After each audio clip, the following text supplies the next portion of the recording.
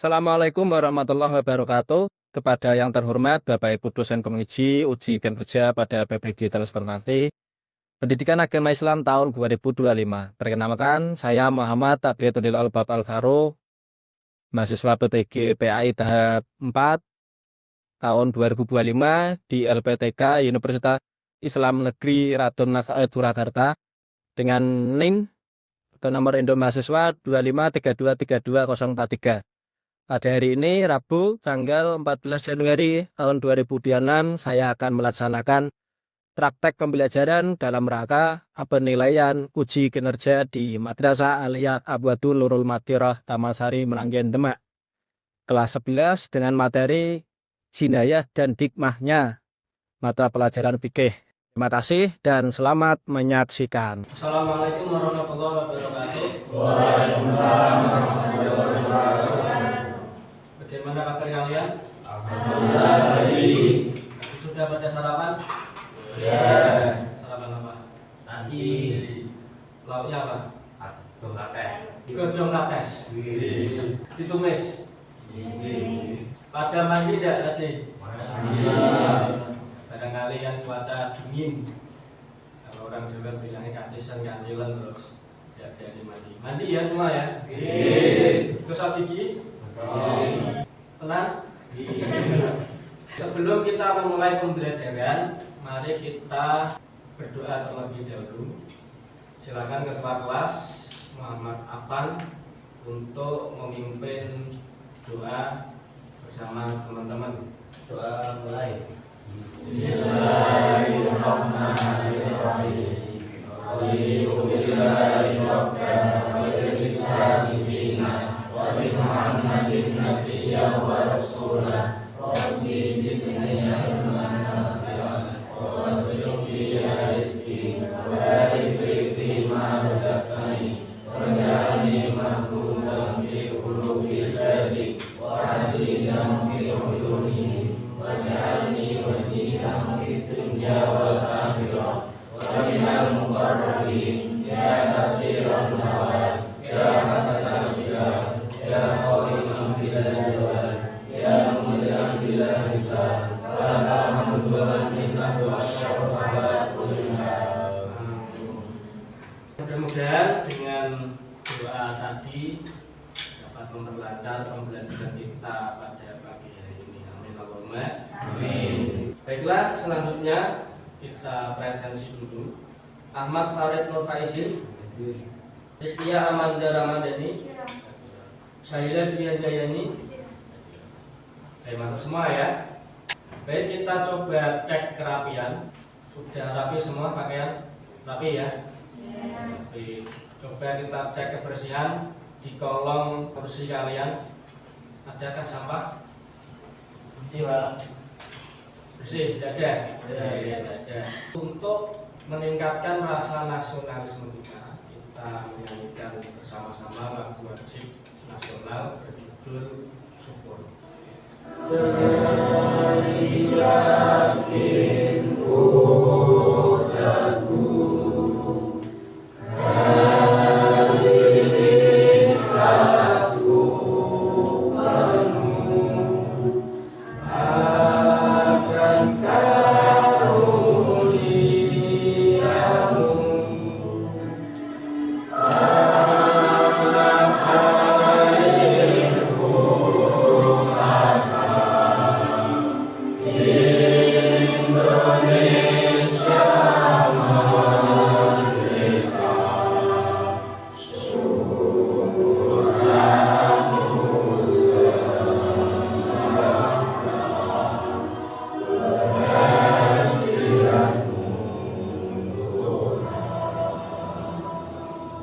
Ya, silakan duduk kembali. Hari ini hari apa? Rabu. Hari Rabu. Tanggal berapa? 14 Januari 2026. Materi ajar kita pada pagi hari ini tentang jinayah dan hikmahnya. Tujuan pembelajarannya adalah pertama, Peserta didik atau siswa diharapkan mampu memahami ketentuan Islam tentang jinayat, memahami dengan benar apa itu jinayat, apa hikmahnya jinayat, apa hikmah dari dilarangnya perbuatan-perbuatan jahat, berdasarkan Al-Quran, hadis sebagai wujud cinta kita kepada Allah dan Rasulullah. Dan yang kedua, diharapkan peserta didik bisa menumbuhkan sikap adil, cinta damai, karena dengan mengetahui dampak dari setiap kejahatan, kita akan tahu, oh ternyata itu merugikan, bukan hanya orang lain, tapi merugikan diri kita, merugikan keluarga kita, merugikan lingkungan kita. Santun dan responsif atas berbagai permasalahan dalam berinteraksi secara efektif dalam lingkungan sosial dan alam, sebagai cerminan bangsa dalam pergaulan kita di dunia, sebagai wujud cinta lingkungan dan cinta tanah air. Yang ketiga, tujuan pembelajaran. Peserta didik dapat mempresentasikan hasil analisis tentang pelaksanaan ketentuan jinayat dan hikmahnya dalam ranah konkret dan ranah abstrak secara mandiri dan mampu menggunakan metode sesuai kaidah ilmu. Pernahkah kalian mendengar berita tentang perbuatan-perbuatan yang dilarang secara hukum? Pembunuhan, ya. Ada lagi apa? Pencurian. Orang melakukan kejahatan tentu minimal ada dua sebab, niat dan semangat. Biar semangat, ice breaking sebentar. Tepuk kekompakan. Tepuk 1, tepuk 2, tepuk 3, tepuk 4, tepuk 4 2 kali. Tepuk tangan. Ya. Lebih semangat ya. Masuk kepada kegiatan inti pembelajaran mengenai ketentuan Islam tentang jinayah dan hikmahnya. Materi sebelumnya tentang prinsip-prinsip syariat. Hifdzul akal, menjaga hifdzuddin, hifdzul nafsi. Kita kemarin belajar prinsip syariat, apa yang harus kita jaga. Sekarang kita belajar apa yang tidak boleh kita lakukan. Oke, akan saya kasih materi melalui video pembelajaran jinayah dan hikmahnya.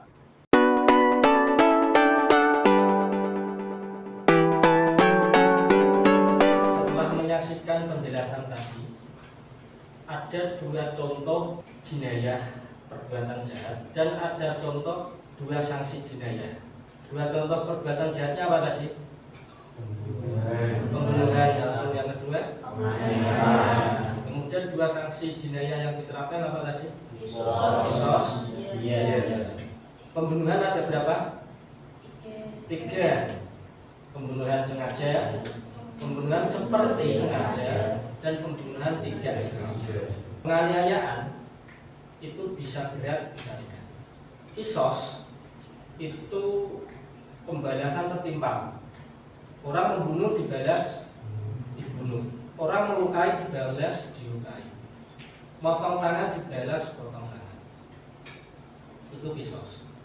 Kisos itu berlaku ketika keluarga korban atau korban sendiri dalam kasus penganiayaan tidak memaafkan, maka harus dibalas dendam. Kalau keluarganya memaafkan, meskipun itu kasus pembunuhan sengaja, yang berlaku bukan kisos tapi dia. Tapi dia pun ada mubalaghah dan ada mukhafafah. Mubalaghah itu berat 100 ekor unta. Ketentuannya unta-unta yang sudah gemuk-gemuk. Sementara dia mukhafafah itu ringan. Meskipun sama 100 untanya, tapi yang masih mungkin muda, umurnya belum terlalu tua itu. Bahkan dia berupa separuh dari ketentuan 100 ekor itu juga bisa diterapkan ketika perbuatannya tidak utuh. Pembunuhan sengaja kira-kira dia mubalaghah apa dia mukhafafah? Mubalaghah, meskipun dimaafkan. Dia mukhafafah kira-kira diterapkan pada tindak pidana apa? Iya, pembunuhan tidak disengaja. Kalau pembunuhan seperti sengaja, tetap diat mubalaghah. Ada satu lagi diat mubalaghah itu berlaku bagi semua jenis pembunuhan meskipun tidak sengaja, seperti sengaja apalagi sengaja. Ketika ini dilakukan di Mekah atau di 4 bulan yang diharamkan, Ashhurul Hurum istilahnya, Muharram, Rajab, Dzulqa'dah, Dzulhijjah. Selanjutnya saya kasih semacam kasus, kalian analisa ini termasuk tindak pidana apa, jenis yang mana.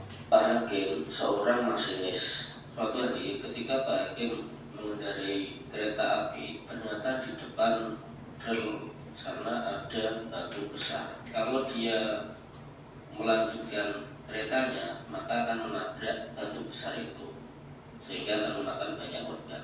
Menurut Pak Hakim, daripada mengorbankan banyak orang, dia memilih untuk menekan tuas agar belok ke kanan, sehingga menabrak seseorang.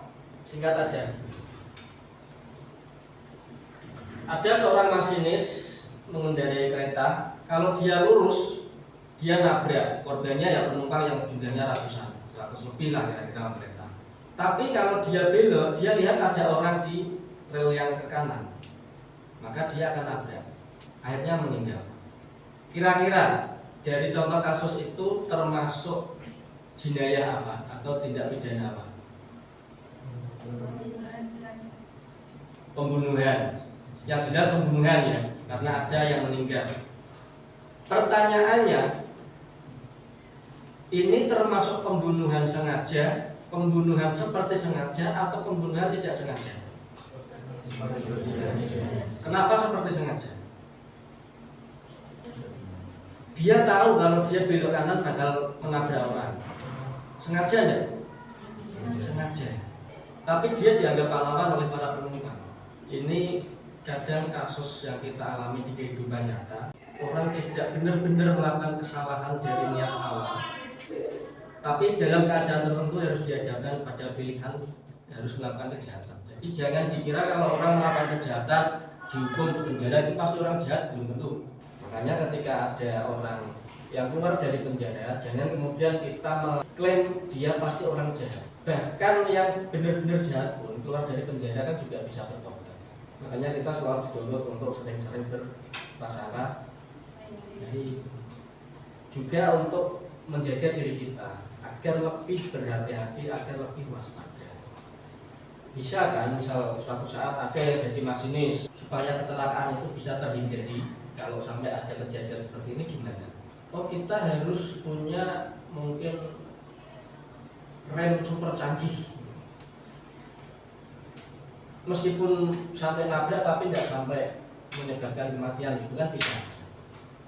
Atau keadaan rel kereta itu harus benar-benar terpantau CCTV. Kok bisa sampai ada batu sebesar itu? Apakah jatuh dari tebing, dari gunung ke bawah, kan bisa jadi. Ya, tapi ketika itu terjadi dan ada CCTV, orang pusat kan bisa memantau, harus segera dikendalikan agar menghindari kejadian-kejadian yang tidak diinginkan. Saya akan membagi beberapa kelompok. Ini ada 16 orang, bagi 4 kelompok aja. Masing-masing saya kasih LKPD, lembar kerja peserta didik. Di sini kalian saya minta untuk menentukan permasalahan setelah pembelajaran. Kelompok 1 diskusi tentang pembunuhan, kelompok 2 tentang penganiayaan, kelompok 3 tentang kisos, kelompok 4 tentang kira-kira permasalahan apa yang bisa muncul dari ilmu fikih tersebut dalam kehidupan nyata. Kalian buat pertanyaan, bagaimana cara menyelesaikannya, bagaimana solusinya, bagaimana jalan keluarnya, bagaimana memecahkan masalah tersebut, solusinya apa.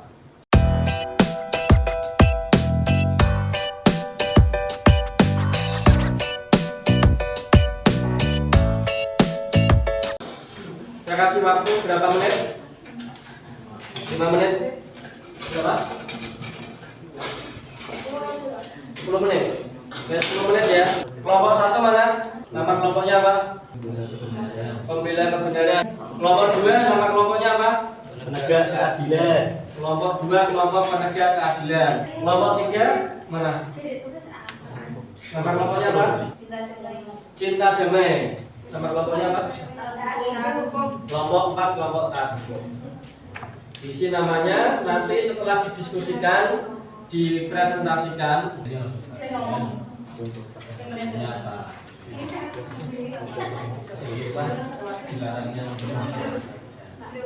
A itu masalah yang bisa muncul, B itu pertanyaan yang bisa diajukan, C itu solusi.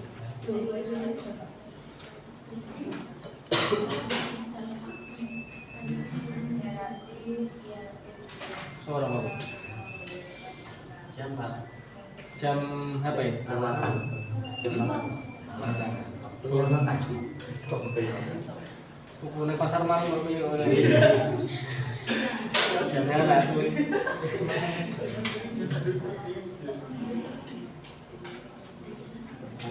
Masalah apa yang bisa muncul? Masalah, pertanyaan tinggal kayak kata tadi. Taman kembangkan menurut pendapat kalian apa? Senajan Indonesia bukan negara Islam, pejabat kan bisa membuat kebijakan. Nah, ketika membuat kebijakan, misalnya DPR rapat, disisir kiri, apa kuwi nilai-nilai ajaran Islam, kan iso toh diusulkan. Meskipun ora nganggo simbol Islam, tapi substansi ajaran Islam kan bisa diusuli. Nah, itu salah satu solusi.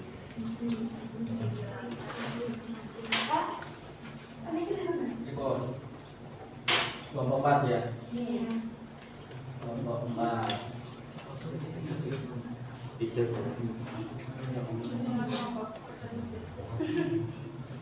Tentang pembahasan pidana. Saya minta ada 3 hal yang kalian diskusikan. Permasalahan apa yang kira-kira bisa muncul? Dia dalam Islam contohnya kan bayar 100 juta. Tapi di Indonesia berlaku ya? Ini kan masalah. Kita bukan negara Islam.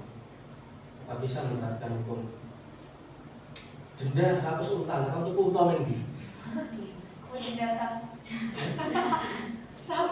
Orang sapi, kambing, dia secara bahasa apa tadi? Denda, ganti rugi. Honor sanksi denda di Indonesia? Ada. Cuma dia itu kan berlaku hanya perbuatan pembunuhan sama penganiayaan. Di Indonesia semua kejahatan bisa kena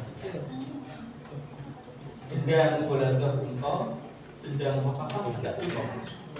Bisa 100, 50, 15, 10, bahkan 5. Orang mukul sampai giginya potong, itu dendanya bayar unta 5.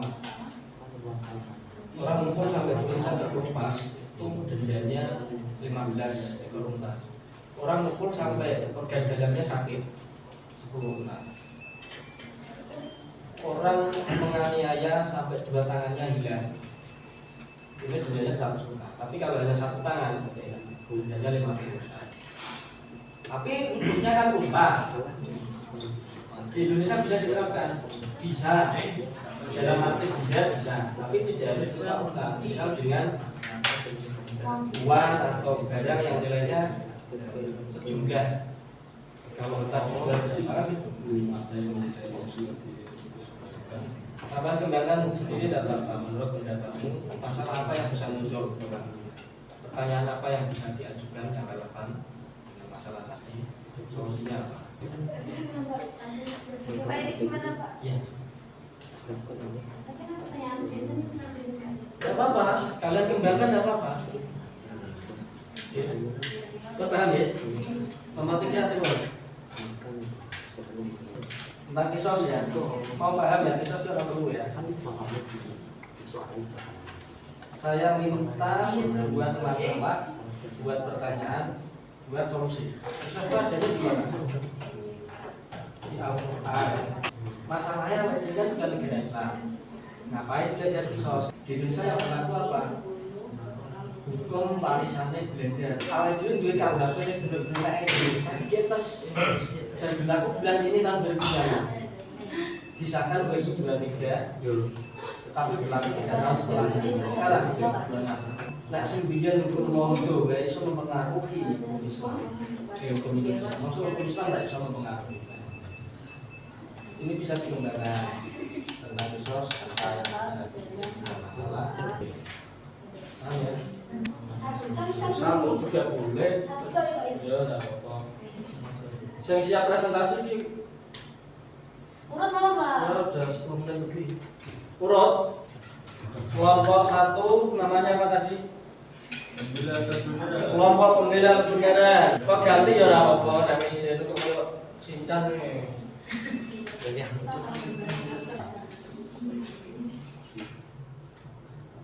Pertanyaannya, bagaimana mengamalkan ketentuan syariat Islam tentang pembunuhan di Indonesia? Sebagai warga muslim, kita bisa menerapkan nilai-nilai ajaran Islam dalam kehidupan sehari-hari, setidaknya untuk menjaga diri sendiri dan lingkungan sekitar kita sebagai wujud cinta kepada Allah Subhanahu wa Ta'ala dan Rasulnya. Itu saja yang kami sampaikan. Katakan yang dipertanyakan. Sekian dari kelompok pembela bendera, kurang lebihnya. Assalamualaikum warahmatullahi wabarakatuh. Oke, tepuk tangan untuk kelompok 1. Assalamualaikum warahmatullahi wabarakatuh. Menjelaskan materi tentang penganiayaan dan akibat hukumnya. Permasalahannya, penganiayaan masih banyak terjadi di negara kita, yaitu negara Indonesia. Pertanyaannya, bagaimana mengamalkan ketentuan syariat Islam tentang penganiayaan di Indonesia? Jawabannya, sebagai warga Muslim kita bisa menerapkan nilai-nilai ajaran Islam dalam kehidupan sehari-hari, setidaknya untuk menjaga diri sendiri dan lingkungan sekitar.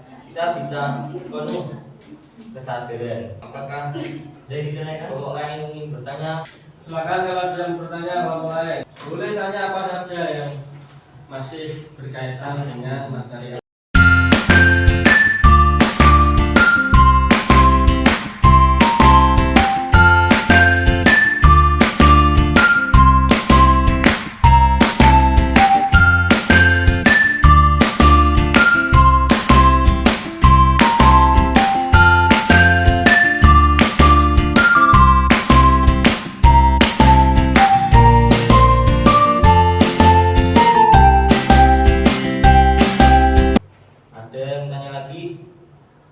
Ada lagi?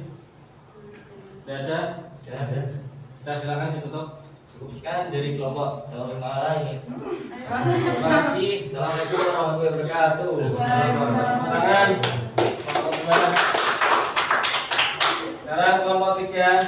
Assalamualaikum warahmatullahi wabarakatuh.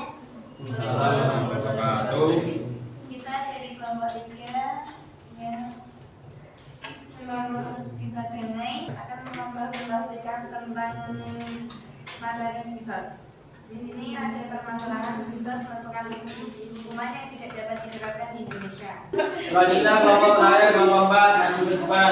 Berdirinya saya di sini untuk presentasi, bukan berekspektasi, karena tingginya ekspektasi membuat sakit hati. Assalamualaikum warahmatullahi wabarakatuh. Waalaikumsalam warahmatullahi wabarakatuh. Tak kenal maka tak sayang, maka perkenalkan kami dari kelompok 4 yang berketua kelompok Rizkia Mandara Madani, Aprilia Rupi Rahmawati, para Zardalia, dan saya Rela Syarfa.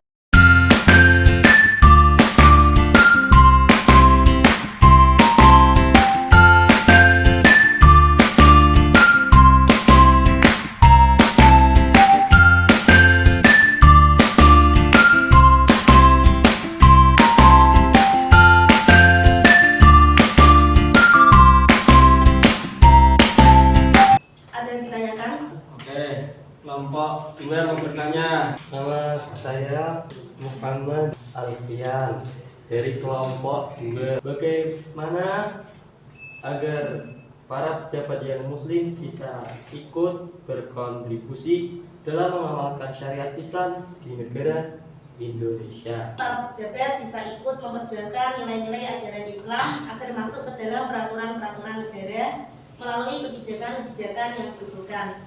Tidak harus menggunakan simbol Islam, yang penting nilai-nilai substansi ajaran Islam bisa mewarnai kebijakan-kebijakan di negara kita.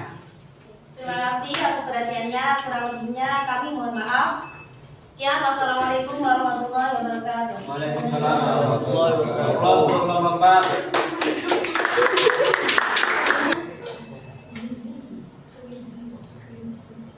Saya kasih kuis ini dari aplikasi kuisis. Setelah itu kesimpulan dari materi yang kita pelajari tadi. Setelah itu penutup. Sebelum itu semua kita speaking. Tepuk fokus.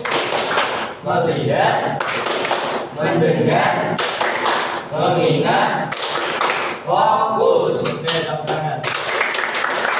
Ini ada soal dari kuisis. Ada pertanyaan, kelihatan enggak? Yang pertama, sebutkan macam-macam pembunuhan. Apa aja tadi pembunuhan? Pembunuhan sengaja itu penjelasannya gimana? Siapa yang bisa jawab? Oke, Salma. Pembunuhan yang ada niatnya. Pembunuhan yang ada niatnya. Ya. Pertanyaan kedua, dasar hukum larangan membunuh dalam agama Islam apa? Akbar, coba. Dasar hukumnya ada di surat Al-Isra ayat 30. Oke, coba kita cek dasar hukum larangan membunuh dalam agama Islam. Quran surat Al-Isra ayat 33. Benar, tepuk tangan. Pertanyaan nomor 3, ada seorang sopir mengendarai kendaraan bermuatan besar. Selama di jalan qadarullah, mobil tersebut mengalami remblong dan menewaskan 3 orang pengendara motor. Dari cerita tersebut, maka kasus tersebut di dalam hukum Islam termasuk kepada pembunuhan apa? Kita lihat jawabannya. Pembunuhan seperti sengaja tetapi tidak ada. Satu pertanyaan lagi.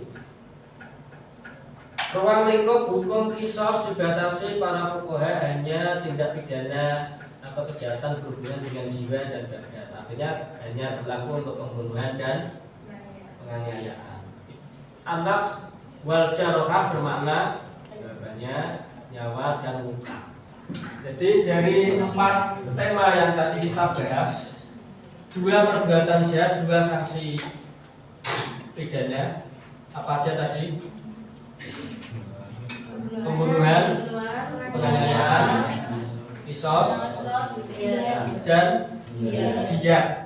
Oke, ya itu aja pertemuan kali ini. Sebelumnya saya mau refleksi aja setelah belajar materi tentang jinayah dan hikmahnya ini, apa yang kalian rasakan? Menyenangkan. Ya, seru, menyenangkan. Bagian mana yang kira-kira tadi menyenangkan, seru? Oh, tepuk tangan speakingnya. Diskusinya seru deh. Diskusinya seru banget ya. Presentasinya menegangkan. Betul ya? Alhamdulillah. Di sana. Sebenarnya ada satu lagi sanksi pidana, sanksi jinayah yang bisa kita bahas, tapi di pertemuan berikutnya, yaitu kifarat. Kifarat itu kan penebus dosa, itu bisa kita pelajari di pertemuan berikutnya. Oke, kita tutup dengan doa penutup untuk ketua kelas Muhammad Afan.